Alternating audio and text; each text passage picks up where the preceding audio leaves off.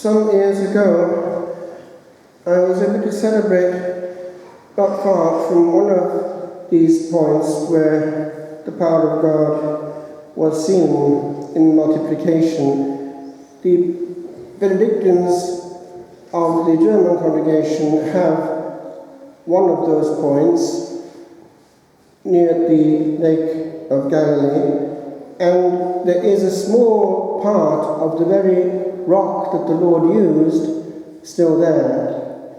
Under persecution it was damaged badly and reduced in size, but it is still essentially the middle of the rock that the Lord used, and these old traditions do go right back. And the proof is that you have these old mosaics on the ground, fish and loaves. Now, when the priest is at the altar, using especially the old rite, he reproduces some of the gestures of the Lord. His eyes look up towards heaven, and in the hermitage, when I celebrate, I can do that really, because I can look towards the clouds coming over the monastery, over the hermitage, unchanged in time and movement, the same power crossing the centuries as was there. For the Lord surely meant us to understand this as a foreshadowing of what he was about to give us. And that is what I want to zoom into for a few moments today. What do we have? Say what you like, there is a fundamental difference between the Catholic Church and anything else on earth. I've told you quite a few times before that one can be fooled, especially if one goes on holidays, for instance, to England or Wales, and can go into a church thinking that it is the real thing. The Catholic Church is poor in those countries. It was persecuted for centuries, but they had the real thing. The established church had the exteriors, but the real thing was not there. All you've got to do actually is to go into history and to see how they were keen on making sure that there were no, what they call, marsing priests around, those who were formed on the continent and coming back. They didn't want any trace of, as they called it, popery. So we respect their wishes, and therefore we respect what they were trying to do. When the crucial ordination took place, when the validly ordained but very irregular Bishop Barlow laid hands on William Parker in Lambeth Palace at 5 o'clock in the morning in a secret celebration, as defined by Leo XIII in 1896, Apostolicae Curae, what passed was omnino iritum, utterly null and completely void, just in case you're taken in by the likes of clothes, mitres, big staffs, pomp. It doesn't matter a bit, it's not there. Go to a back street Catholic church, surviving just about, it's there! And it's here too. But we have become casual in our handling of it, especially in the last half century. Bit by little bit, the majesty of God has been attacked. The protection of the sacred has been chipped away bit by bit, every year a bit more. And the echoes that come to me now are hair-raising with regard to what goes on. Do you think that's just human? Who hates the Catholic Church most? You know? Lucifer. What will he do? He'll look around for somebody who'll do his work for him. Now, hit hard at those who have influence, and you've got the people on board as well. The way to do it is this: pull the wool over their eyes, use the right language, but then put in a little bit of something strange. And bit by bit make that the norm. Do you remember how, in the years after the Council, St. Paul VI wrote fairly early on in time an important document indicating that the practice of the Church was to be maintained as it had been for millennia. Communion on the tongue. And it was published in the context of disobedience from Northern European countries, and handling, therefore, something which was a fait accompli before his eyes. So because he knew there were certain things he was going to have a job to readjust, he tried to stop it from spreading. On in time.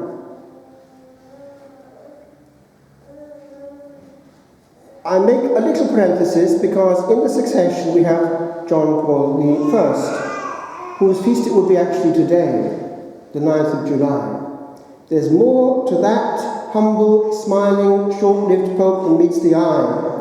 I believe he's going to be canonized one day, and his death is mysterious.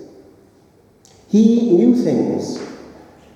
He was going to do what, towards the end of his pontificate, Paul VI no longer had the energy to do. He knew what was going on in the Vatican, and he meant business.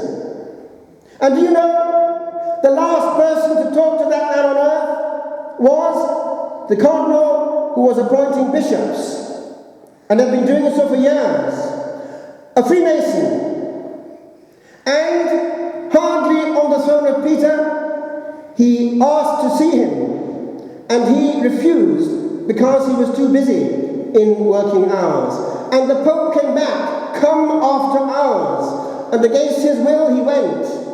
And the last thing we know about that holy man is that there were loud noises coming from his office.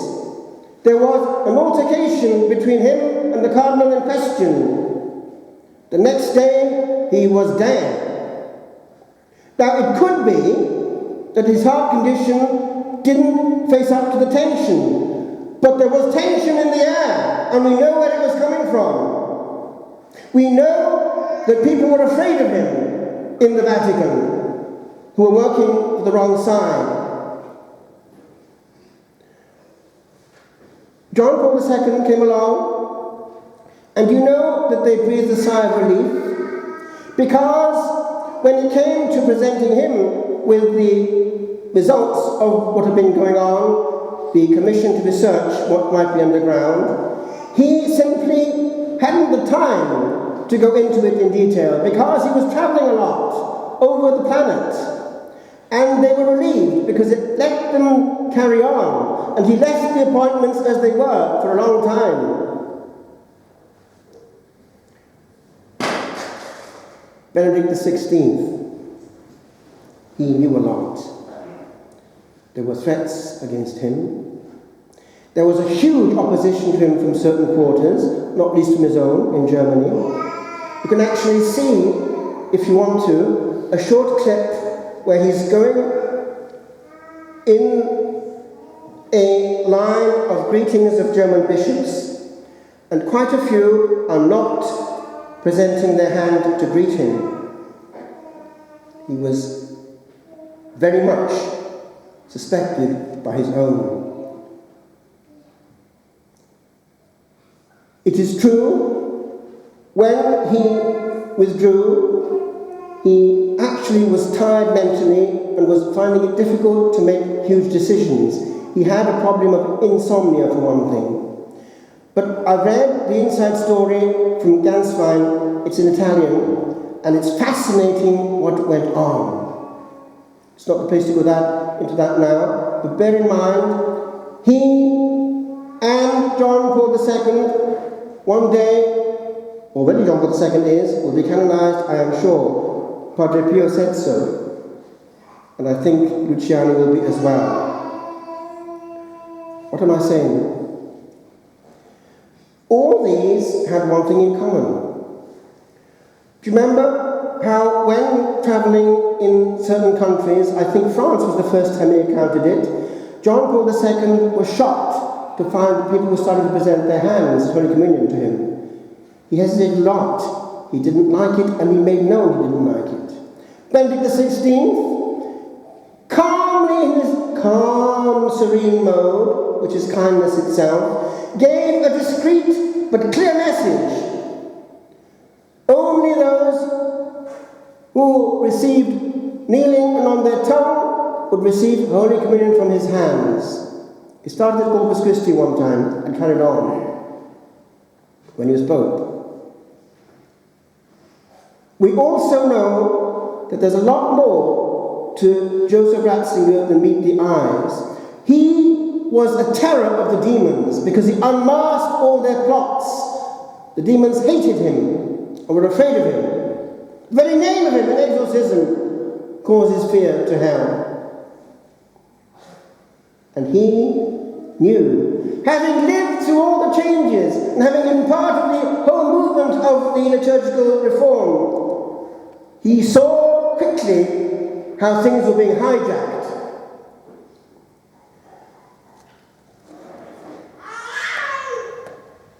Do you know what happened when news filtered through that his work with regard to the Latin Mass was being reversed? It comes out in Ganswein's memoirs. He said this, grosso modo: I respect my successor's authority completely. But he said privately to Ganswein, but it is an error to marginalize those who like the tradition. Now, what I'm saying is this: he knew all the levels of the problem. We must do the same. Don't spend your life in trenches. Be like Pope Benedict, because the person who knows all the elements of an equation doesn't go into trenches, but he sees clearly. And if you're involved in some kind of talk, don't raise your voice. Observe and point out perhaps something that someone might not have seen. Do you know, when Ganswein was called initially as a young priest to his office, he was cringing. What have I done wrong? And he smiled at him. I'd like you to be my secretary. And that meant initially in the ex-holy office, the CDF. And Ganswein was delighted. Why? Everyone who worked there was in peace, because Benedict, or Joseph Ratzinger at the time, was kind and warm. And do you know how he'd do things? He'd start off with the weekly sessions which he'd introduced to discuss things. Start always with the youngest, the least experienced. Listen carefully to what he has to say in his report. And Ratzinger would always conclude like this: this point there is certainly a valid point. That argument is very strong. But there's a point here that has not been observed, notice. And he would go from there, and only in the end go to the senior members, in such a way that no one was put down. Do the same. Don't put down someone talking to you. I want to conclude because it's time. We are at a time, my friends, when there's an awful invisible battle going on in the air. Satan's time is running short, and he's agitated. And he's attacking the very heart of the life of the church, the altar, and souls, making sure that as far as possible, all the fruits of the encounter are lost. Unconfessed grave sin, casualness, talking in the presence of God before, during, and after. Man, the center of attention in the house of God. I conclude with this. Do you know what Benedict said one day? Actually wrote. When applause enters into liturgy, it is a clear sign that the essence of the liturgy has been lost and has been replaced by some entertainment of a somewhat religious hue.